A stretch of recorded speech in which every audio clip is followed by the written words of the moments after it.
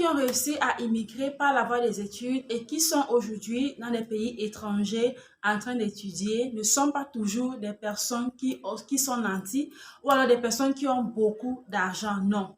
Pour la plupart d'entre eux, c'est qu'ils ont compris le secret des bourses et surtout des bourses entièrement financières.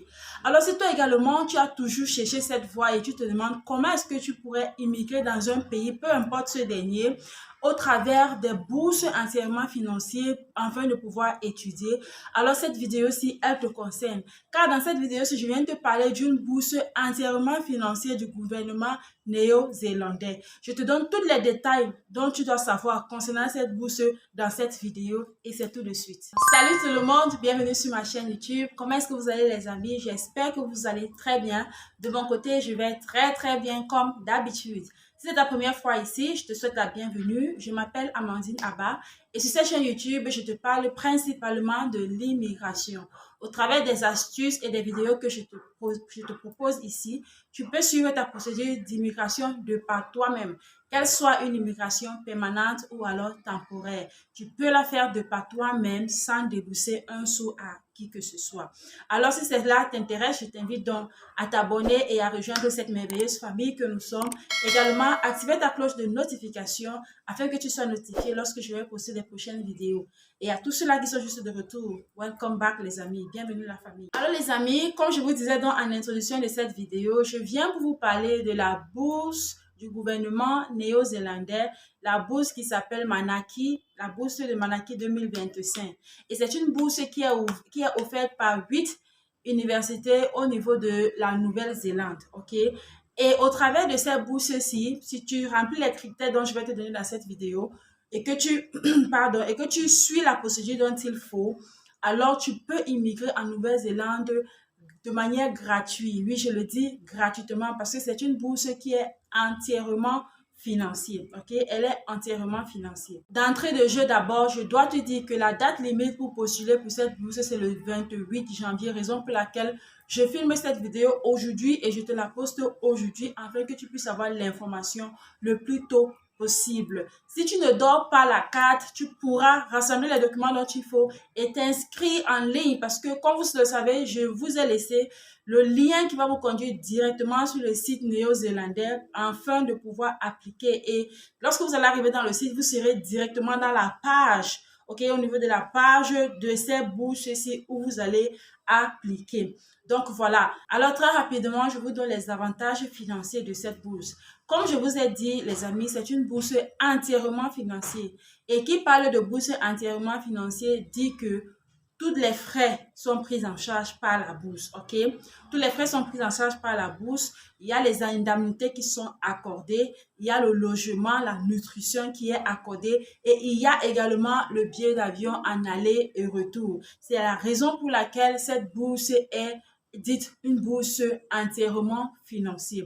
Donc, la seule chose que tu auras à faire, c'est d'aller sous le commentaire épinglé de cette vidéo ou alors au niveau de la barre de description de cette vidéo-ci et cliquer sur le lien que je t'ai laissé au niveau du commentaire ou de la barre de description et te rendre dans le site néo-zélandais même de ces différentes universités-ci et tu t'inscris, c'est gratuit les amis. Quand on parle de gratuit, ça veut dire que tu n'as pas de frais à payer, ok?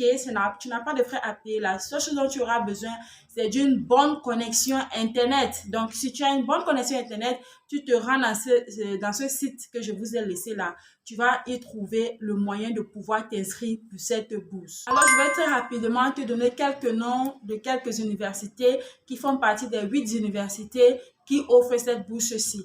Parce qu'il est aussi possible de se rendre sur Google et de taper juste le nom de l'université et de bien choisir le lien parmi tous les liens qui vont s'afficher, bien choisir le lien de l'université et se rendre dans le site directement de l'université, ok, sans toutefois passer par le lien que je vous ai laissé. Mais pour faire plus facile, vous pouvez passer par ce lien-là. Alors, comme université, il y a l'université d'Auckland, il y a l'université d'Otago, il y a l'université technologique de la Nouvelle-Zélande. Il y en a tellement, ok, je n'ai cité que quelques parce qu'ils sont au nombre de 8 universités qui offrent cette bourse. Alors, le tout premier critère d'éligibilité pour cette bourse-ci, c'est que vous devez vous rendre. Il y a un second lien que j'ai également laissé. Et sur ce lien-là, vous avez la possibilité de vérifier si votre pays est éligible. Croyez-moi les amis, il y a plusieurs pays qui sont éligibles. Mais c'est mieux de se rassurer, ok, si son pays est éligible. Alors voilà le premier critère d'éligibilité. Il faut faire partie d'un pays éligible pour pouvoir obtenir cette bourse-ci. Et le deuxième critère, c'est qu'il faut être âgé de 18 à 40 ans. Ok? Si tu es âgé entre 18 et 40 ans, tu es éligible pour cette bourse. Et le prochain critère d'éligibilité, c'est qu'il faut avoir une année d'expérience professionnelle à temps plein. C'est-à-dire minimum 30 heures par semaine de travail. Minimum. Ok? Si tu n'as pas ça, il faut que tu aies 2 années d'expérience professionnelle à temps partiel. Ok, donc voilà, si tu as soit une année d'expérience professionnelle à temps plein, tu es éligible. Ou alors, si tu ne travailles pas à temps plein et que peut-être tu es étudiant, mais tu travailles à temps partiel et que cette bourse t'intéresse, il faudrait que tu aies fait 2 ans d'années d'expérience dans ton travail. Ici, il n'y a pas de domaine précis, il n'y a pas de domaine préchoisi, n'est-ce pas?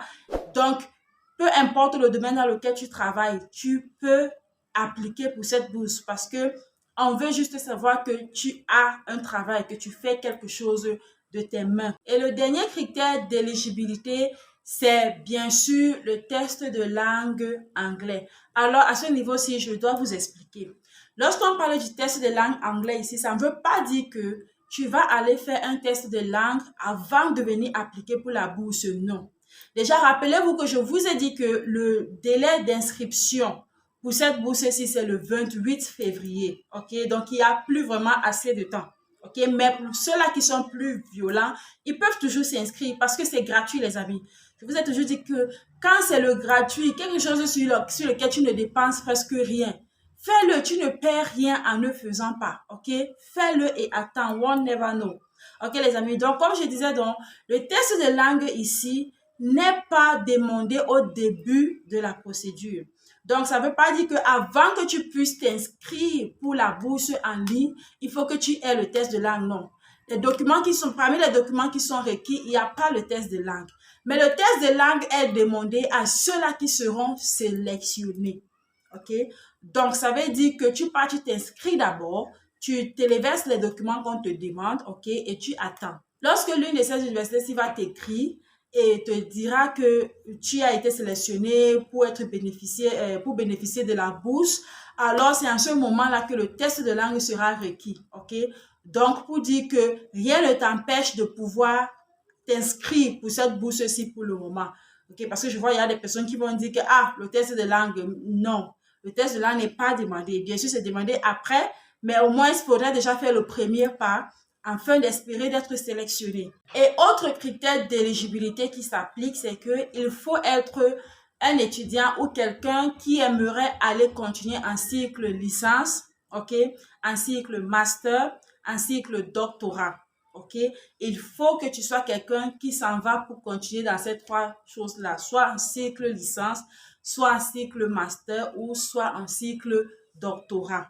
Et quelle sera donc la durée si tu es sélectionné et que tu fais la procédure et que tu immigres pour la Nouvelle-Zélande?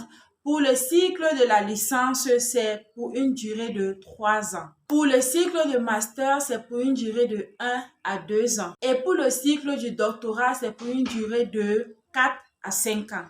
Donc, tu vois donc qu'on va te donner un visa pour toute cette durée-là jusqu'à ce que tu puisses finir tes études. Et bien sûr, une fois sur le territoire, you use your head, ok? You use your head, tu utilises ta tête, les voies et moyens pour voir comment après les études, soit c'est le travail ou soit c'est ta résidence que tu cherches, whatever, ok les amis? Donc voilà une voie qui peut te permettre d'entrer en Nouvelle-Zélande de manière gratuite, les amis, parce que comme je l'ai dit, c'est une bourse entièrement financée.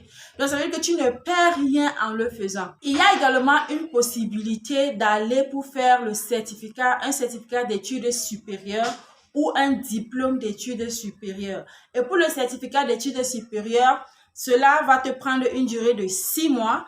Et pour le diplôme d'études supérieures, cela te prendra une durée de 1 an.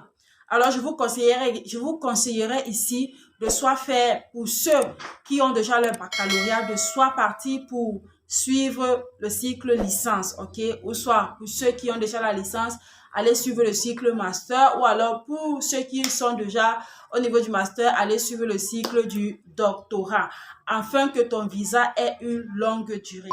Alors les amis, nous sommes arrivés au terme de cette vidéo, mais ce que j'aimerais dire, c'est que c'est la saison des bourses maintenant. Il y a tellement de bourses qui sont disponibles. Il y en a tellement. C'est en début d'année, c'est vers la fin d'année et le début de la prochaine année que les bourses sont ouvertes. OK? Et cette bourse dont je vous parle, c'est pour l'année 2025.